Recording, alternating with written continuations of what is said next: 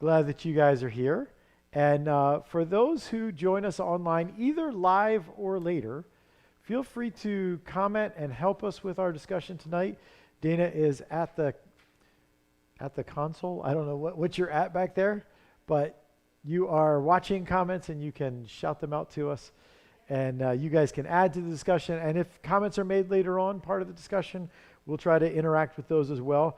There's something really valuable about getting together on Wednesday night and studying the Word of God. So we're going to try to make sure that that's always a part of what we do. And I'm glad for the book of Ephesians and for all that it means. Before we get into that, a couple of things to announce, to remind you of. Church voting began Sunday. I already have, 6 or 7 voting forms. So partners, vote us up. You have till November the 15th to get those back to me.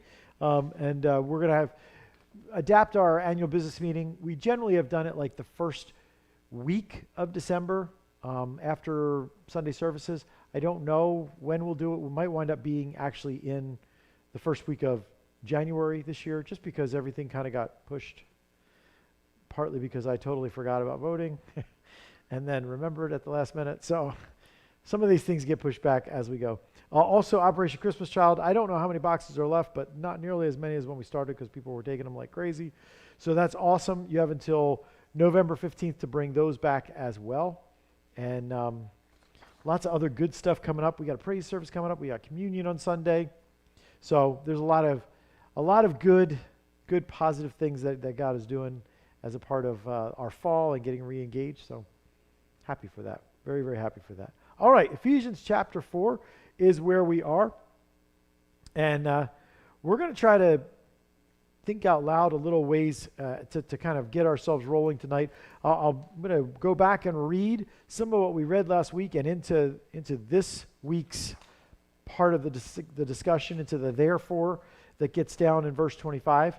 So we can remind ourselves of some of the things we talked about last week and then think about how that looks in real life, basically. How does that look in our experience as a believer in real life? So verse 20, that, however, is not the way of life you learned when you heard about Christ and were taught in him in accordance with the truth that is in Jesus. You were taught with regard to your former way of life to put off your old self, which is being corrupted by its deceitful desires, to be made new in the attitude of your minds, and to put on the new self, created to be like God in true righteousness and holiness. That's a pretty powerful statement.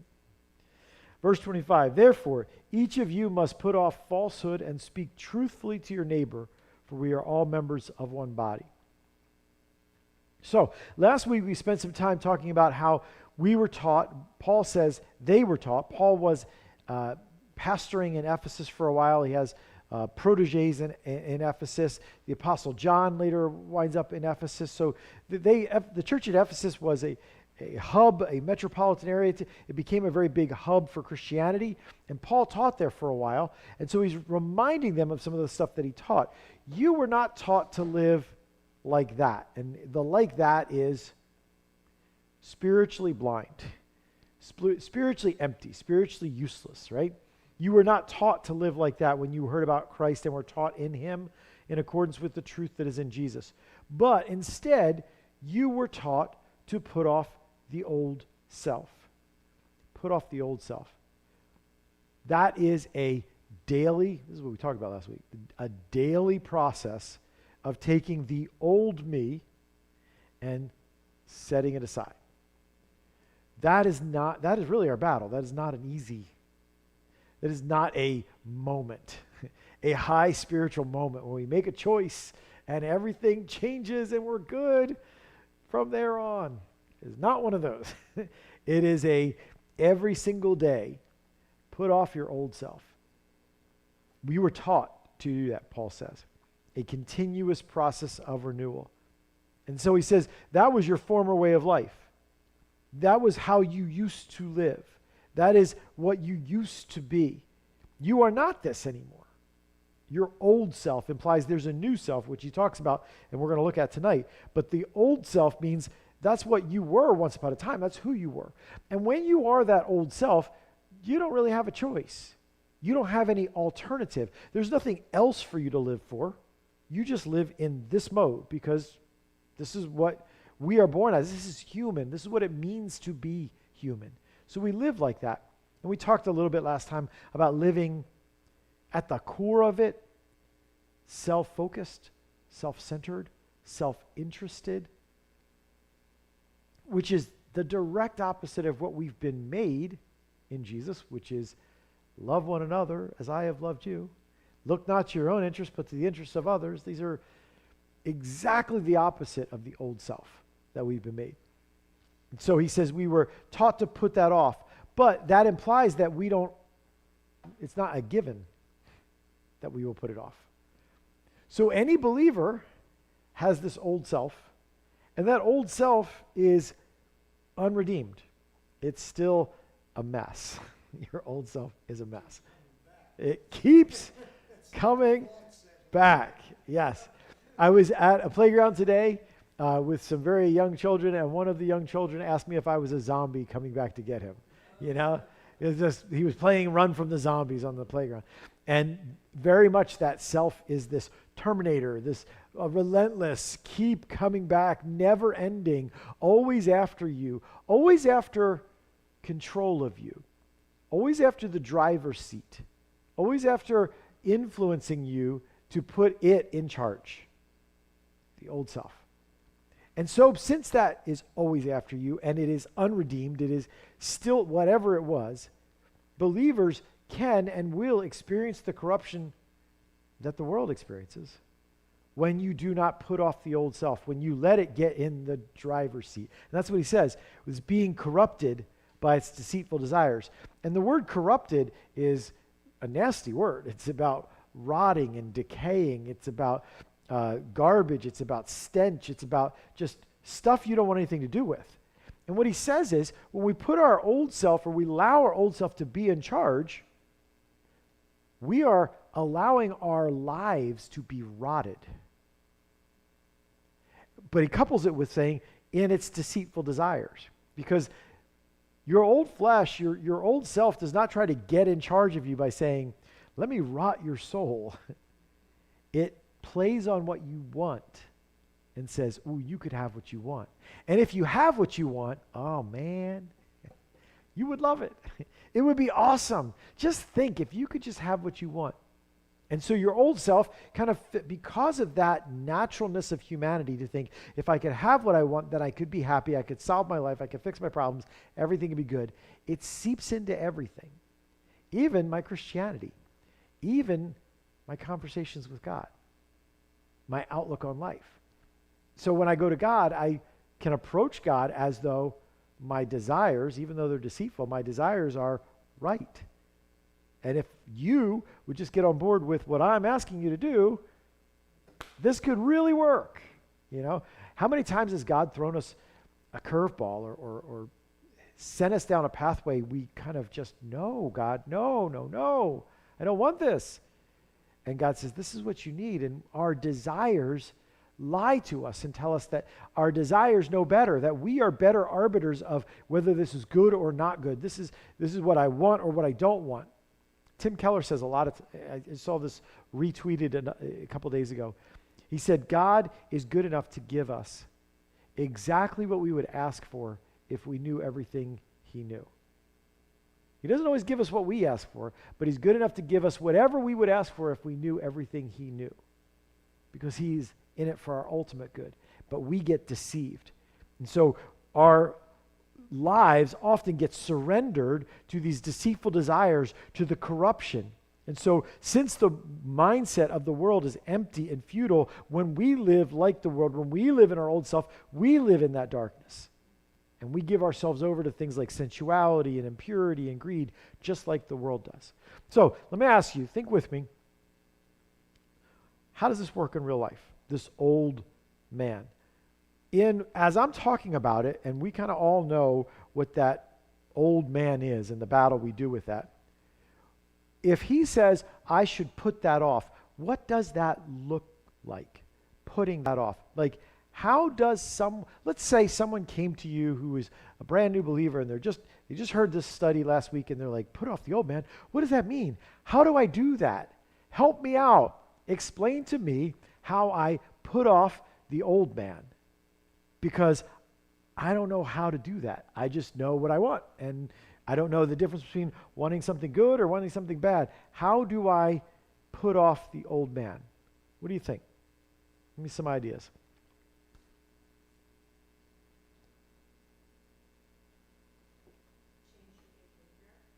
Okay, to change behavior.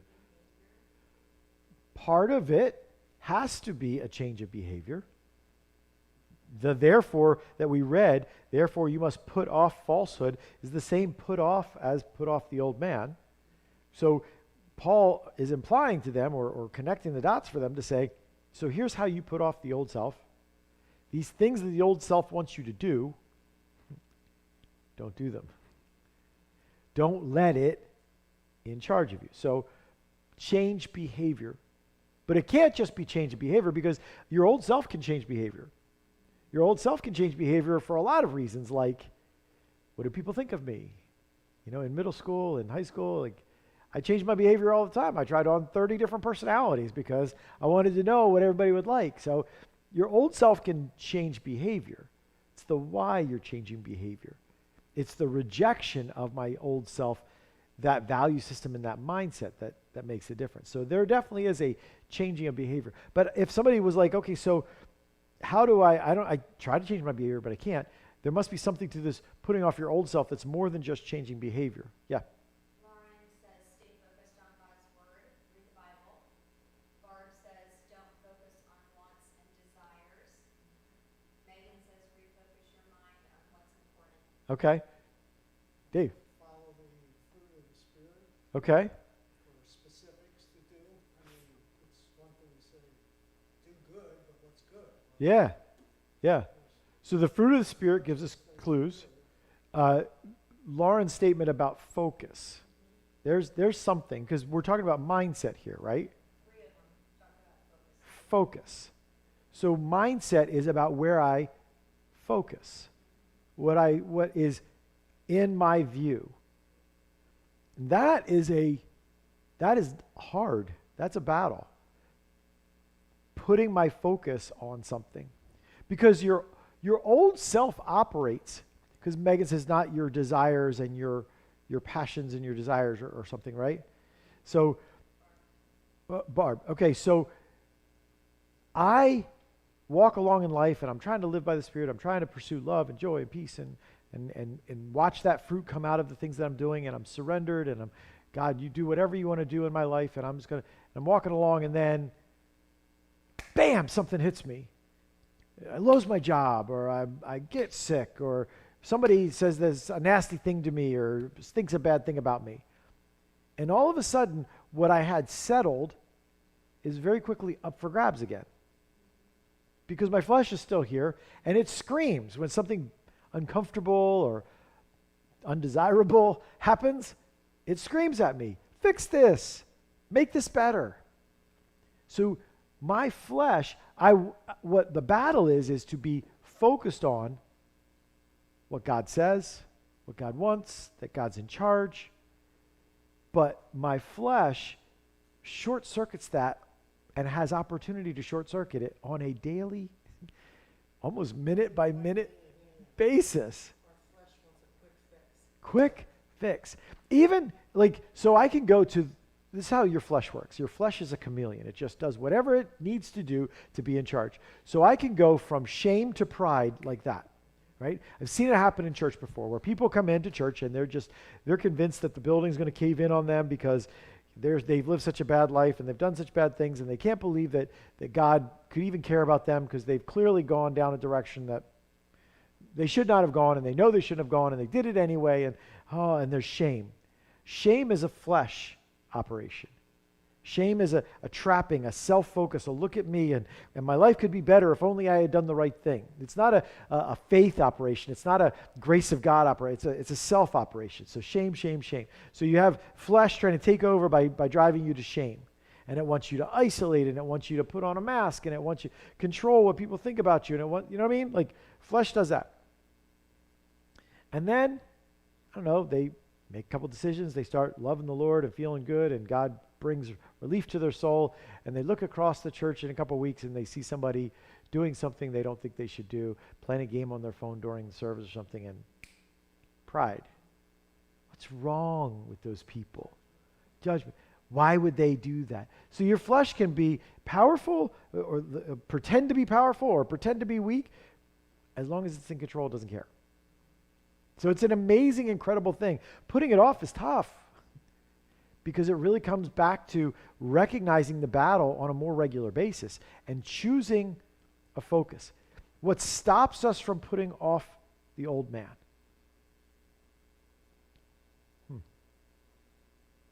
I mean, if it's death, if the old man is death, if it's corrupting us, if it's stinky and rotten and... You're comfortable with it. It's what you know.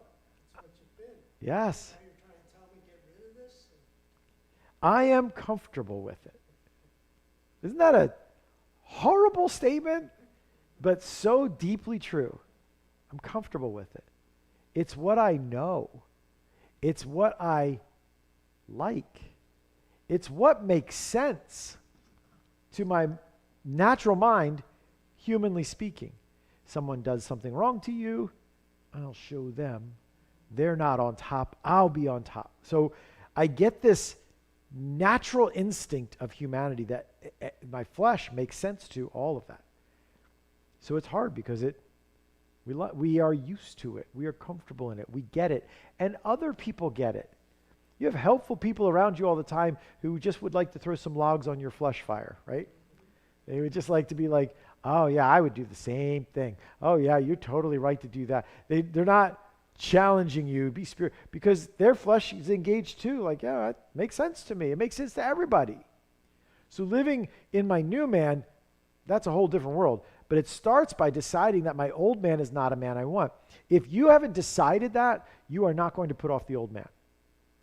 The old man is too sticky for us to be like, well, I like some of the old man things. I'd like to add some new man things to it and like balance this thing out. But old man stuff, I like some of that stuff. I like when I feel like I've got a grasp on what's happening, a grip on what's coming, because that makes me feel secure, it makes me feel safe, and I like leaning to my understanding. And I mean, I want to have faith too, but I like, you know what I mean, that reliance on self, that focus on my ability. You can't enjoy your flesh and put it off. You can't applaud the old man or envy the old man and put it off. You have to decide, it's death, I don't want it, if you're going to put it off. And that's what stops us from putting it off. We don't think it's death. We think it's life. Well, new is hard and it's scary. Where Yes. old is, it's easy, it's comfortable, it's, and some people just are really, really scared of what is new. Yes. What's different. New and different is always ridiculously hard. And new in this sense is out of control. Because walking by faith is a surrender to someone else with giving up the say, like I had to say, but giving up the say over my life. I don't want to do that. It's hard for me to put to death this idol of me. We're very proud. We would love to be our own God. I wonder how many of us as Christians have grown to the place where if God offered us the ability to be our own God, we would say no. If you could make sure that your life went exactly how you thought it should go, if you could have the power and the vision to see everything and do, how many of us would say, no, God, I don't want to be God. You're God. I want to be yours. Because down inside of our flesh, we want to be our own God. We want to be in charge of ourselves. So putting off the old man is becoming convinced that the old man is death. That there's nothing there I actually want. No matter how I think or feel, settling that issue and then ingraining it into my everyday life. Lord, help me put my flesh to death today, because it is death. Help me to see it for what it is. Help me to trust you. Help me to surrender to you. That is putting off the old man. Yeah, people don't like to do that. We don't like to do that. All right, but then he says, you're not just putting off the old man, but, verse 23, to be made new in the attitude of your minds. To be made new. So we are not making ourselves new. To be made new is a passive verb that implies someone else is doing the work. Who's doing the work? Right. In the book of Ephesians we've been reading so far, it is God who made us alive. It is God, we are his workmanship in Christ Jesus. We are created to do good works. So God is the one who is the maker of us, and he has made us new. That is God's work in us, but it is a change in us. It is not a change of improvement. Christianity is not about a better you, improving you. Let's get rid of some of the bad stuff, and we'll keep the bones, we'll keep the structure here, but we're going to try to move that out, move this out, and Christianity is about transformation, to be completely remade in the image of Christ, remade as a new mind. It says here, to be made new in the attitude of our minds. God makes us new. How does he make us new? When in the attitude of our minds, how does he make us new? What does he do so that we are made new in our minds? What do you think?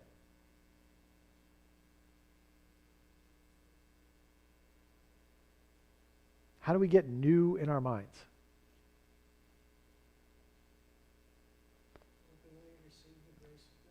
Okay, so if we would openly receive the grace of God, what does that change from my old way of thinking to a new way of thinking if I receive the grace of God?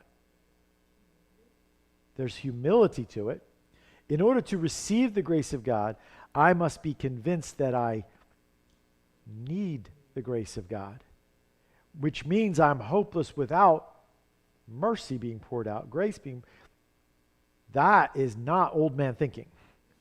Old man thinking is, I might be bad, but I'm not as bad as, right? It's what I used to say about Jerry Springer show. People loved watching Jerry Springer show because it was like this. I mean, my family's crazy and my life's a mess, but I'll watch this because at least I'm not that, right? That there was something about it that people enjoyed because they felt like, okay, makes me feel a little more normal. It puts me in a position of judgment above those people and looking at those people. So receiving the grace of God is the foundation of that is humility, that I need the grace of God. God makes me new in my mind. And this is unique in Christianity from every religion that's ever existed on the face of the planet. Outside of Judaism, which lost its way into all the other religions, Judaism is supposed to be this. Christianity is this. We could not earn our way into God's favor. We could not build ourselves up into gaining God's love or acceptance. Every other religion is about self-improvement, about check boxes on a to-do list, and crossing your fingers and hoping, like the 5 pillars of Islam. You got the pilgrimage to Mecca and the prayers daily, and you got fast for the month of Ramadan. You got your 5 pillars of Islam, and you just need to do these things faithfully, and then you're hoping that you'll be received into paradise if you're faithful enough, and you convert enough people or conquer enough territory or whatever under the name of Allah. He will receive. If you do good enough job for Allah, he might receive you into paradise. Now, if you give your life in a holy war, then the pillars don't matter so much. You are guaranteed an into paradise. Hinduism is a self-realization.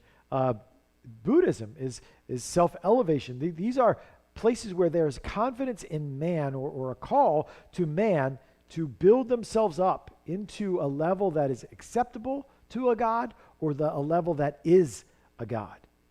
It is a lie, a horrific lie, but it is the natural understanding of the old self. I can somehow, if I just put my mind to it, and if I just work really hard, I'm going to be okay. It is some of the conflict we have with the world, the way they teach our children. Because they want them to learn and be improved, and education is the key and all this. And it's not that those are bad elements, it's that we're putting so much on education. We're promising so much from education that it can't deliver. Not even Christian education can deliver that. Not even coming to church or Bible study can deliver that. Because it's not about learning, it's about transformation. It's about truth taking our soul. So grace, receiving the grace of God, puts us in a mindset where we recognize this is something God has to do in us. And he does it. He doesn't explain exactly all the things he does, but he does it because when we understand that I cannot put my hope in me, I have to put my hope in Jesus, there's a being made new in your mind. It is the only religious philosophy that comes back and down to God knew we could never get there. So he came and made the way for us. There's no, I mean, like I said, Judaism was that. It was a little bit obscured by the laws and their understanding of keeping the laws. But they really should have known better in that Abraham was chosen, and it says in the Pentateuch, Abraham was chosen because of faith, not because of works. He was chosen because of faith. Paul and James both come back to that. Like this is how Abraham was saved, by faith. And in the Old Testament, there were prophets that were sent to them. A lot of the minor prophets, even the major prophets, Jeremiah and Isaiah, they were sent to Israel to say, stop doing the right things with the wrong heart. It's not about doing the right things, because doing the right things is not, there's no checklist here. Your relationship with God is a relationship of grace and mercy. I chose you out of all people, so be mine. But don't go through the motions thinking that the actions are what it does. It's not about measuring up, it's about grace. In the New Testament, it becomes more clear because Jesus comes and lays his life down for us to provide the only way for us to be saved and rescued. Saying very clearly and very definitively, there is no self-actualization way, there is no self-righteous way for us to measure up to become children of God. And so being made new comes from that understanding that flips our view of where hope is, where life is, where God is. And what he says there in the attitude of your mind, some translations talk about in the spirit. That word attitude has that connotation of spirit. From Paul's usage in this letter, he says that the Spirit is the one doing the renewing, and he's renewing it through our mind. The Spirit is at work in our minds. Romans chapter 12, verse 2, pretty familiar verse for us as believers. And if it's not a familiar verse to you, it's a really powerful verse that would be great. Chapter 12, verses 1 and 2 would be great to memorize. But he says in Romans chapter 12, verse 2, do not conform to the pattern of this world. Don't be blended and molded into what they are. But be transformed, be made new, be made entirely different by the renewing of your mind. Then, when your mind is renewed, then when this work of God is complete, you will be able to test and approve what God's will is, his good and pleasing perfect will. You would not be able to know the will of God in the old self, in the old mind. You can only know it as your mind is renewed through the work of the Spirit in you, through this surrender, being transformed by our mind being renewed. Why would you say, as we keep talking about this, and Paul keeps talking about this, why would you say that the mind has so much power on this spiritual well-being, this spiritual walk? This really, it's the crux where Paul talks here about putting off the old self and putting off the new self. Why is the mind so important for this battle of old self and new self? Why not, I don't know, something else? Like, why is it the mind? Why is it that part of me that Paul keeps pointing at here? What do you think? Okay, your mind directs you, like how? Well, you have free will to choose this or that. Okay. And if you know which is better, then you try your best to stay focused on the better, on the good, even though you're going to default back. Yeah. You keep your eye on the prize. Yeah. that type of mindset. So- The mind's what controls that. Our mind is where those decisions are made, but our mind is also where we have the perspective of how we process what's happening in our lives, right? So it's not only the place where I make decisions, it's a place where I decide how I look at what's going on. So when James says in James 1, count it all joy when you fall into all kinds of trials, what's he talking about? Your mind. He's not talking about changing your life, your circumstances. He's talking about changing the way you look at your circumstances, right? Because when I change how I look at them, that's what makes the difference in what's going on in my life. Paul in Romans 6 talks about count yourselves dead to sin but alive to God. Where's he talking about? Your mind. Consider yourselves dead to sin and alive to God. Because then he goes on and says, you don't want to be slaves to sin. You used to be slaves to sin. You don't want to be slaves to sin, so don't act like it. How? Consider yourself dead to sin. Here's how you've decided in your mind to look at it. He says in Colossians chapter 3, since then you have been raised with Christ, set your heart on things above, where Christ is seated at the right hand of God. Verse 2, set your minds on things above, not on earthly things. So set your heart and your minds. It's interesting because those words are often used interchangeably in the Greek culture. Talk about the internal you, the unseen you, not the fingers and the toes you, but the something inside of you that makes you human you, heart and mind. We would look at heart and mind, and we would talk about heart maybe more as emotional self and mind more as rational self. So it is interesting for us today to read that and think, set your emotions, your passions on things above, and set your mind, your understanding, your perspective on things above. So how does that change my mind? If I set my heart and my mind on things above, what impact would that have in the here and now that would help me put off the old self and put on the new self? Why does setting my heart and setting my mind on things above change anything? What does it change? Okay, so how so? Like, walk me through. Give me a bad news scenario, and then because I've set my mind on things above, I think about it how?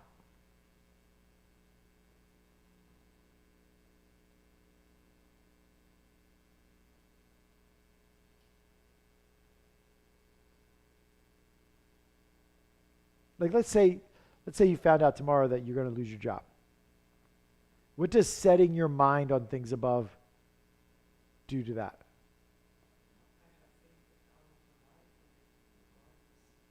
So if even bad news like I lost my job results in, because I've set my mind on things above, God is going to provide for me anyway. That is taking off the old self and the new. Because the old self, what does the old self do when I lose my job? What am I going to do? And how much money do I have in the bank? And where can I apply? And do I know what he's offering? Like that, race. I got to fix this. And it's not that any of those are bad things or any of those aren't things you're going to do. But the mindset of, I have to fix this, versus the mindset of, God has me, and God will take care of me, because I'm setting my mind on things above. If he cares enough to secure my forever,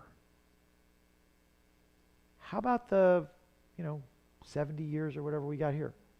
That it's so easy for me to know he cares about this vapor, this quick time that passes here, if I set my mind on things above, because he's so concerned about the forever. How could he not be concerned about the here and now? And it doesn't mean that everything in the here and now is going to go smoothly and easily, but I never lose heart and hope because I've set my mind on things above. Claudia said, we surrender our mind to God's will. Yes. So it's like a surrender, and God is in control. We surrender our mind to God's will. That's a great way of saying it, because it really is, will my mind decide what this means, or will I, by faith, set my mind on things above, living for eternity and living in the perspective of eternity? In other words, let's say I found out that I've got some disease that is fatal in some length of time or whatever. mind set on things above does not see that as an ultimate tragedy. Because whatever time I lose here on this earth, let's say I lost 30 years.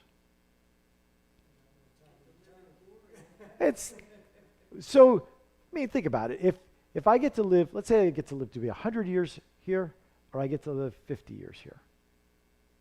We would say one life is a life well lived and the other is just tragically cut short. Or 20 years. I lived 20 years and I got tragically cut short. So say 100 years or 20, right? There's an 80-year difference. That feels enormous to us. But when you set your mind on things above and your heart on things above, and you look at 80 years compared to the next 1,000, looks a little smaller, right? And then 80 years compared to the next million, it's like, what difference does it make if it's 20 or 100? And 80 compared to the next billion, let's just say I offered you $100 and 5 $20 bills, and 4 of them between here and when you got home slipped out of your pocket or whatever, and you lost them and you only had $20 left. But then you knew that tomorrow I was going to give you $1 billion. How upset are you about the $80 that you lost? Like, that's what setting your mind on things above does for you. It understands that no matter how hard, no matter how long, no matter how bad, no matter how dark it is here, it is nothing with what I've been given. It insulates me from the old self taking over, because the old self is all about the here and now, and being in the here and now, or being drawn into the here and now, pulls me back into the old man. But setting my mind on things above, it's hard for the old man to make sense to me. Because he's like, oh, this is bad. This is really bad. And I'm like, how so?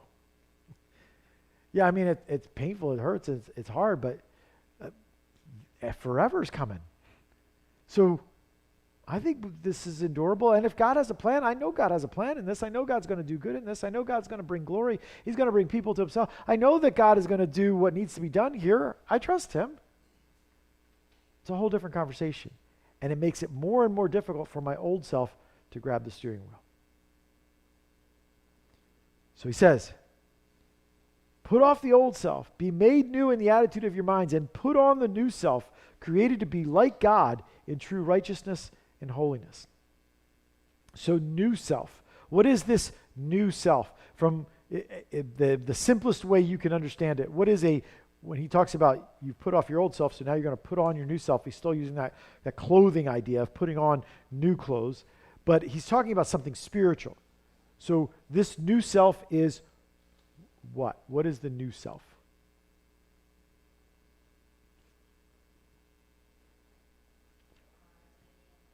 Okay?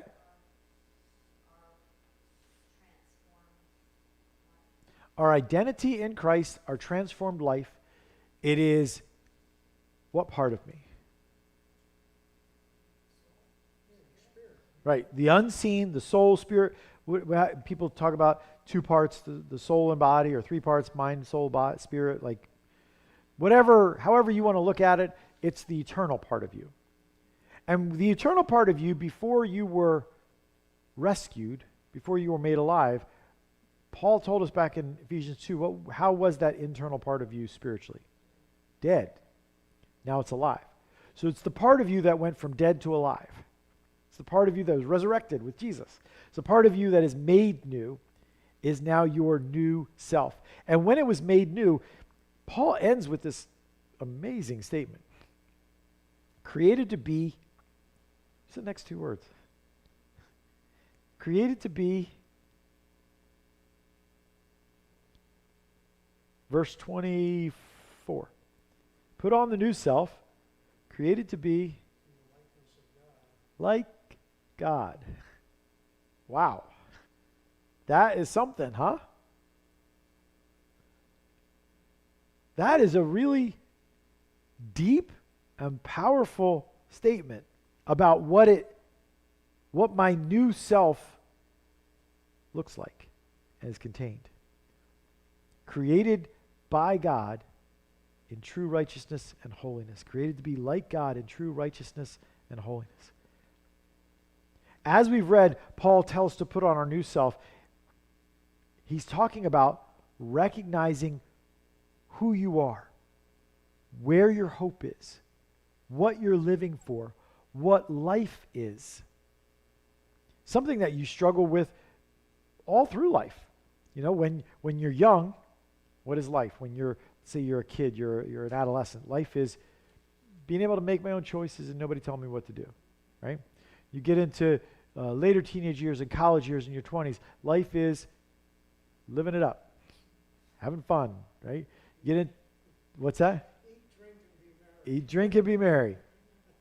Get into your 30s. Life is a career that has a real advancement possibilities and money and status and wealth. Maybe it's marriage and kids, and then you get into your 40s and your 50s and it's about legacy, and then you get into, and it's health, and then it's, you know, children and family and life.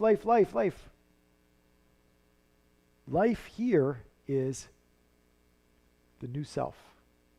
The part of you that's been made alive in Jesus that goes on whether your body survives or not. The forever part of you.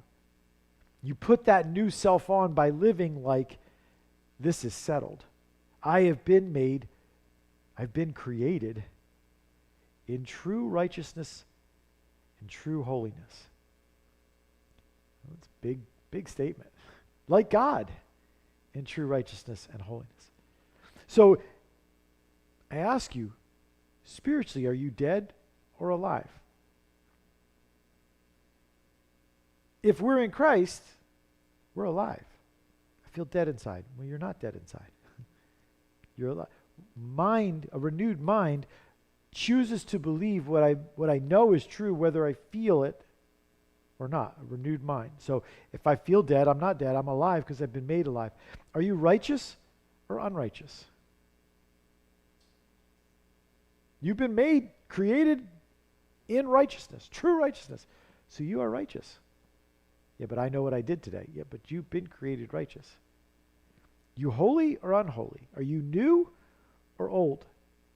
What makes us hesitate on these questions is the old man. Because the old man thinks about it in terms of man's self-determination. I determine what I am and who I am. But the old man has a problem, two directions. Number one, if you are the determiner of who you are and what you are, you already know you're limited because your time is limited, and once you die, your ability to determine anything is gone. So there's a hopelessness to the old man from the get. That's why we live with anxiety and stress and worry and fear, and because the old man recognizes I can't control everything that needs to be controlled in order for my life to be okay. But the old man also knows that I had nothing to do with arriving here.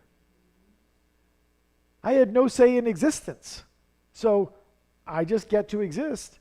So this lie, this myth of self-determination is something it constantly reaches for, but it has no basis for us. Right? The old man. So I have to live in this new man. The part of me that hesitates on those questions about whether I'm righteous or unrighteous says, I decide what I am. But I didn't decide what I am. I was created by God to be something. That's who I am. Now I'm trying to put it on. I'm trying to live like that. I'm trying to live that out.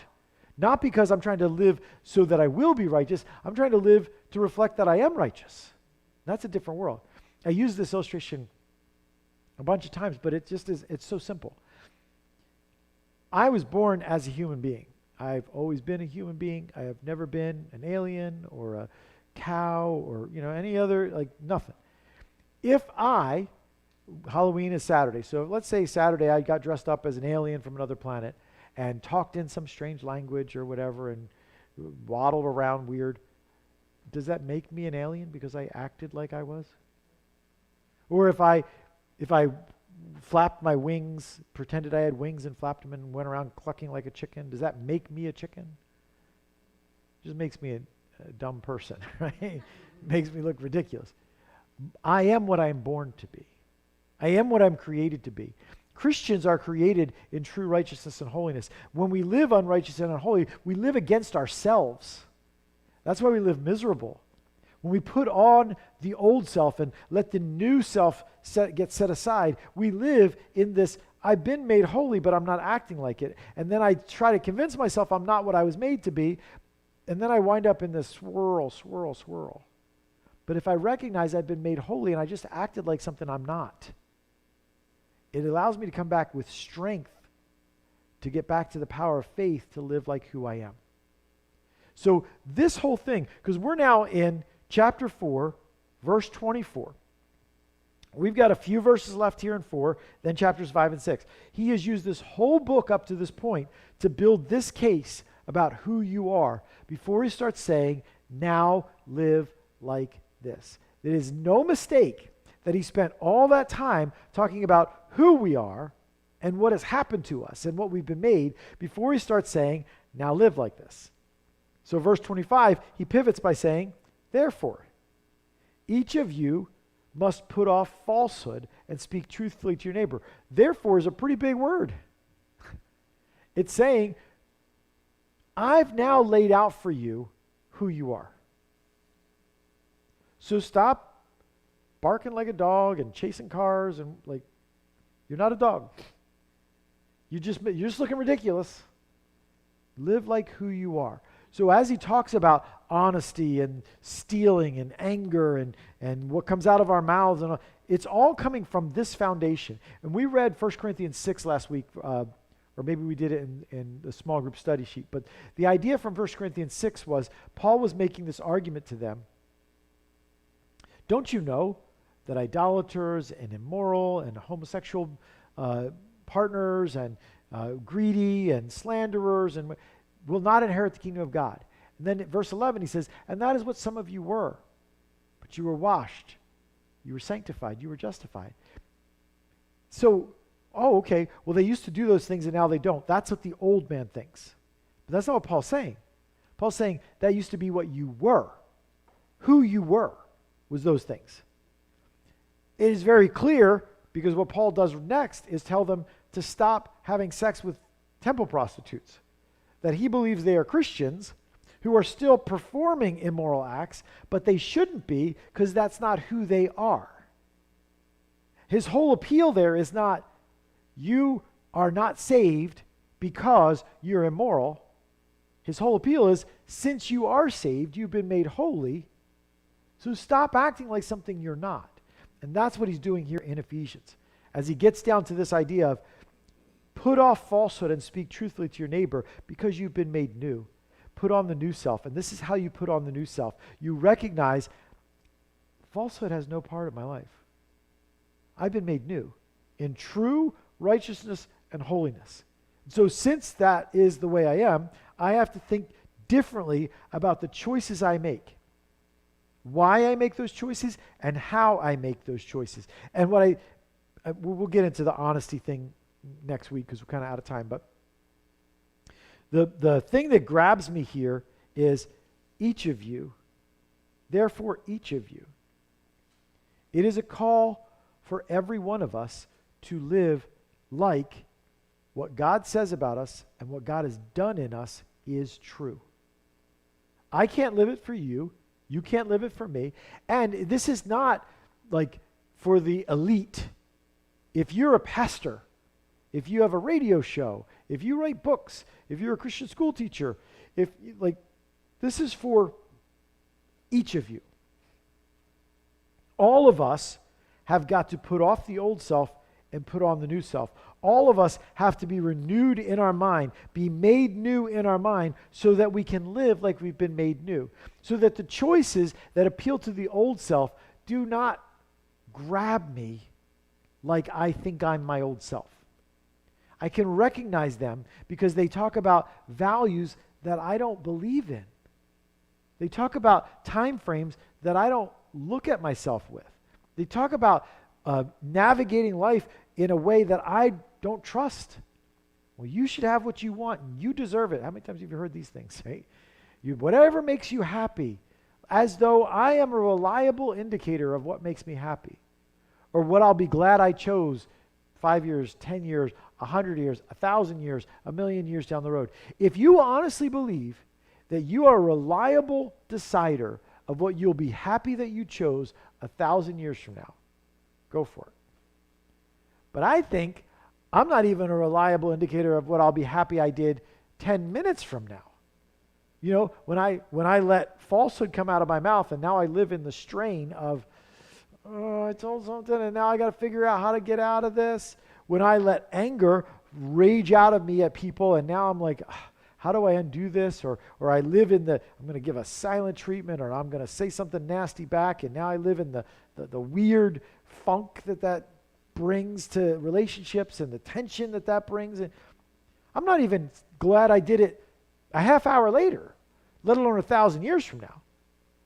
If we believe we are good at choosing what we'd be glad for the long haul, then go for it. But I don't think we are. I think we know that the new man has got to take over.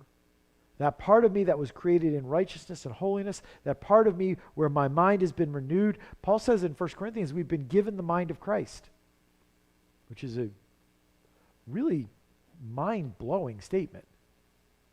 He says, who knows what a man desires except his own mind? And he says, who knows the heart of God except the mind of God? And you've been given the mind of Christ, so you should know what Jesus wants. Like, well, what?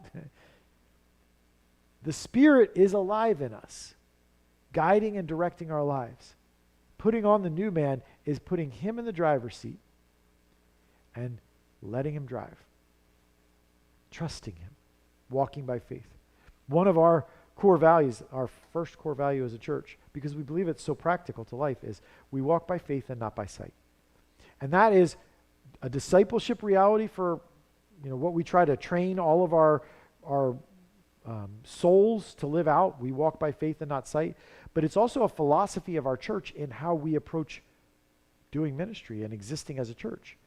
If what we do as a church doesn't require any faith, we ain't doing it right. If I've got everything figured out about every decision and every answer and every, service on Sunday morning, what's going to happen, if I've got it all figured out all the time and the Spirit of God doesn't need to show up, I mean, it'd be nice if he did, but doesn't need to, something's wrong. We need to walk by faith. So we need to live by faith. And in living by faith, it's that new man, it's that new creation that we are putting on. It isn't self-determined. It is a new self that has received the mercy and the grace of God and lives dependent on what God has done and who God has made me. So that is this mindset shift and thinking about your identity. We started this whole discussion by talking about the devil on your shoulder and the angel on your other shoulder and your new self and your old self, and they're fighting and they're whispering at you, oh, don't you want to do the wrong thing? Oh, you should do the right thing. And you're like, oh, which one? That's not the image Paul gives. The image Paul gives is you've been made this new one. And the old one is not you anymore. It's been put to death. So when you give into it, it's ridiculous. It's against your very nature. And it's why it's miserable for a Christian to live like that. We've been made new in our minds. All right, we'll pick up there next week. We'll talk about some of these instructions about truthfulness, about anger, about giving the devil a foothold, maybe even get down to stealing. So we'll pick up some of that stuff next Wednesday night. All right. Before we